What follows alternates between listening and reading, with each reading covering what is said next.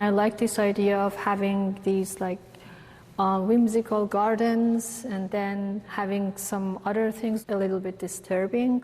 In her paintings, as in her own life, Iranian artist Arghavan Khosravi sees two Irans. First, there's the one she found inside her family home. We had a lot of freedom. I was lucky that I was born and raised in a family that were culturally educated and gave me the space to do whatever I want. And then there is the public Iran, where life is heavily restricted, especially for women. When we go to school, we had to wear hijab, and there are things that you must do to comply with those rules. You couldn't be yourself. I think that's too extreme to say that you couldn't be yourself. I could, but just a modified version or more contained. So in this, her first museum exhibition, we find flowering trees, sumptuous textiles, and birds with widespread wings. But we also find women diminished, faces obscured, sometimes forcibly restrained. The work, Khosravi says, all comes from memory. They're usually mostly not very positive.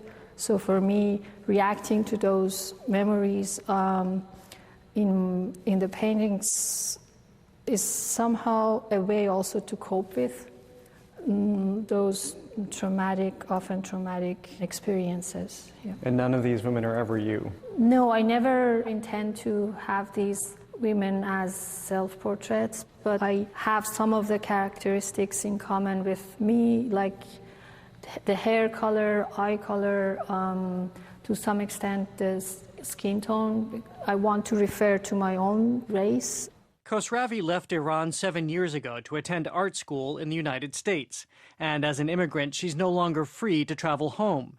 But on the canvas, she dwells in a magical realm, says Samantha Cataldo, the show's curator.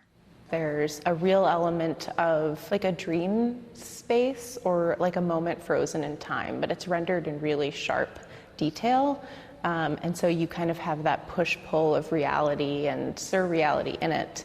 In her latest work, Khosravi's paintings enter our space, taking on sculptural qualities as they protrude from the wall, their weight literally suspended before us. You're confronted with the work, but not, of course, in a bad way. It's brought to you, and it kind of beckons you and invites you to investigate all of its layers. In a visual language Khosravi has steadily cultivated. Look closely and you'll find her paint often sparkles, a nod to the precious, like Middle Eastern oil, she says, that comes at the expense of democracy.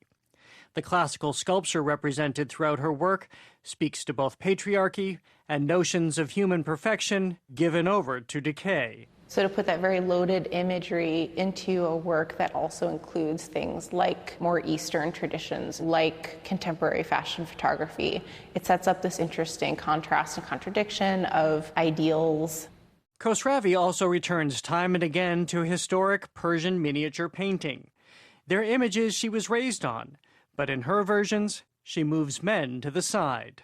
I see that women have a secondary role or not very important roles in those scenes, and in my own work I want to subvert that idea and give women more presence than what we have seen throughout art history. History is literally woven into Khosravi's work as she paints around, over, and through handmade textiles her father has sent from Iran. And you come in and you really are having a conversation with the artist who came before. Yeah, it's because I decided these color palette because of the color palette that the textile had. Yeah, it's an interesting dialogue. And choice, which Arghavan Khosravi, now a long way from home, will never take for granted. You have what you talk about in these paintings. You have freedom, full freedom. Yeah, and in contrast with what I'm saying in the paintings, I have freedom to say whatever I want to say.